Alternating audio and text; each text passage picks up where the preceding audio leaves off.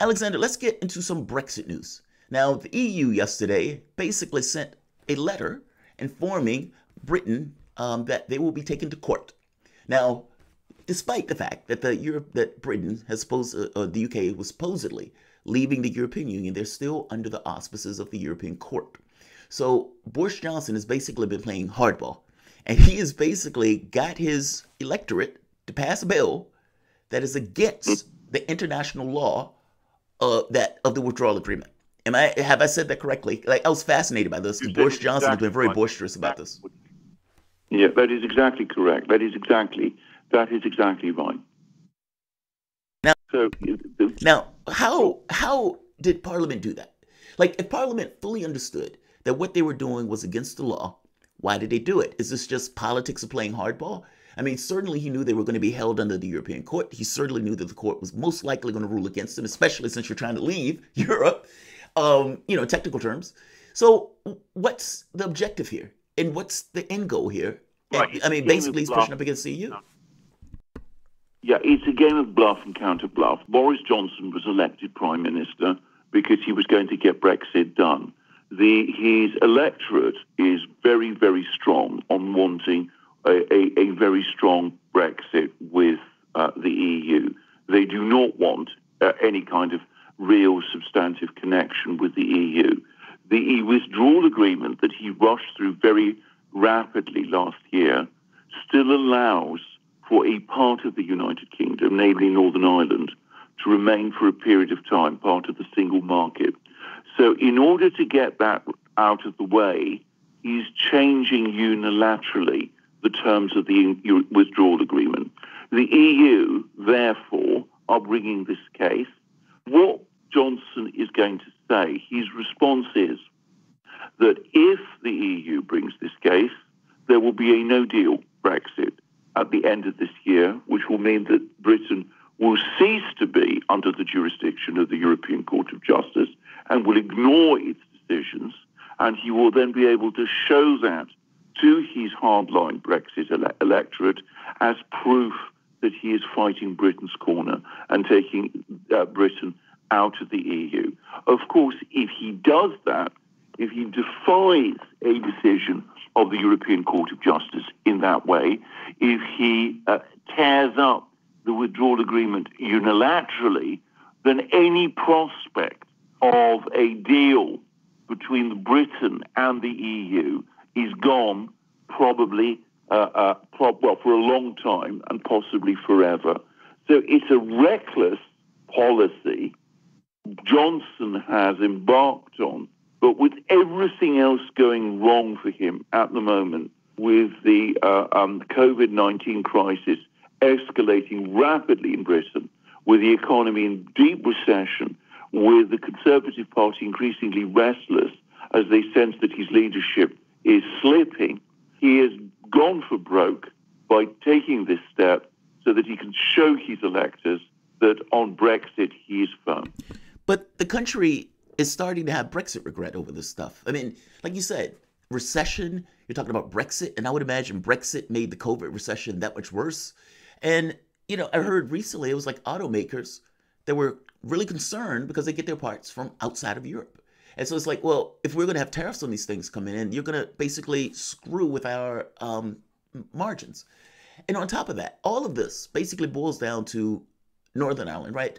That Boris Johnson has been continuously saying that there's not going to be a border, there's not going to be a border. When in real terms, this has always been the magical thing.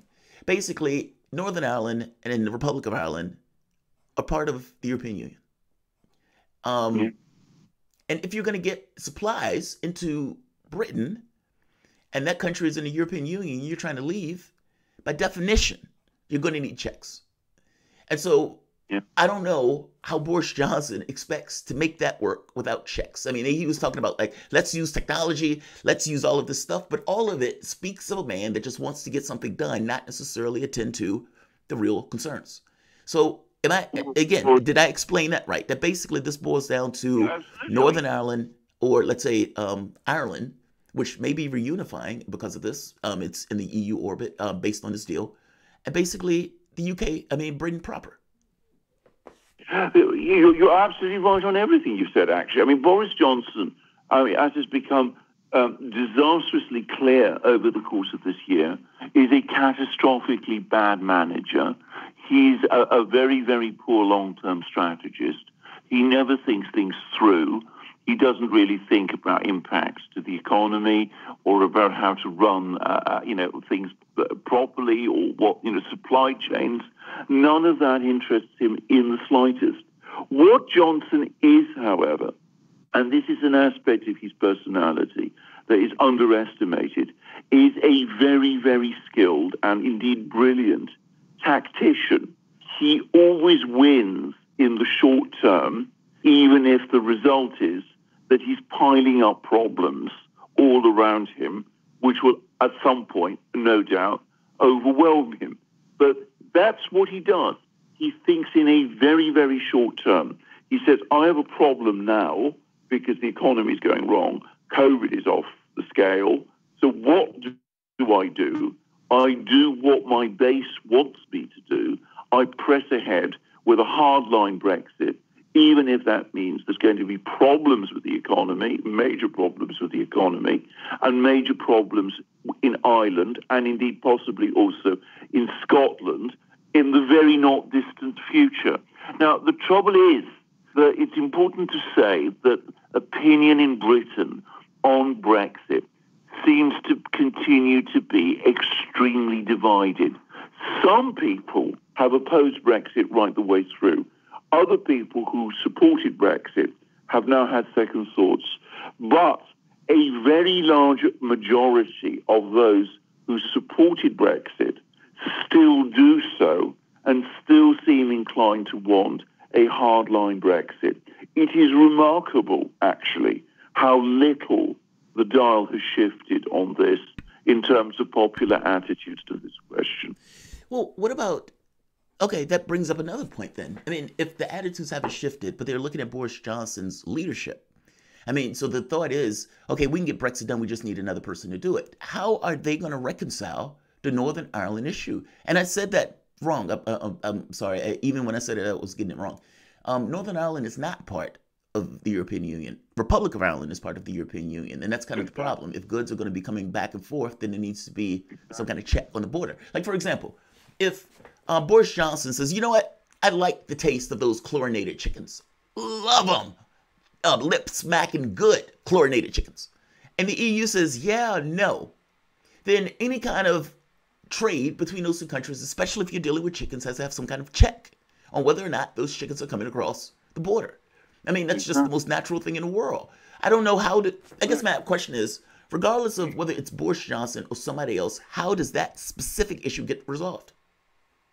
Well, there's only one way it gets resolved, and it's the way it will be resolved eventually, which is that Northern Ireland leaves the United Kingdom and joins the Republic of Ireland. I was in Ireland about a year ago, and it was very, very clear to me that that is the trend, the trend of opinion in Northern Ireland, that that's the way in which things are heading. The point is, English voters who voted Brexit are not interested in Northern Ireland.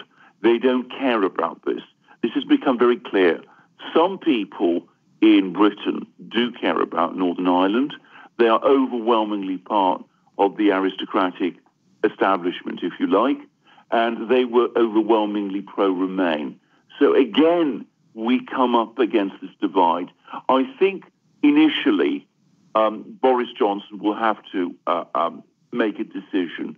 Either he goes ahead with the hard Brexit that he is aiming for and accept that sooner or later Northern Ireland will leave the United Kingdom and will join with the South so that it can remain within the European single market, which it still is. It may not be part of the political structure of the EU, but unlike in the rest of Britain, the European single market still applies in Northern Ireland. So either Northern Ireland leaves the United Kingdom and joins the Republic of Ireland and remains a part of the European single market and becomes again a part of the EU, or he goes back on the very hardline Brexit he is aiming for. But I have to say, I think that it is most unlikely that he will go back on the very hardline Brexit he is aiming for. So Irish unification is now looking to me like an inevitable prospect. Wow. And maybe it should have been there in the first place, right? I mean, Well, interesting. absolutely. Oh, go ahead. Or am I being too flippant about that? No, you're not being flippant about it at all. There's been endless conflicts on the island of Ireland Right.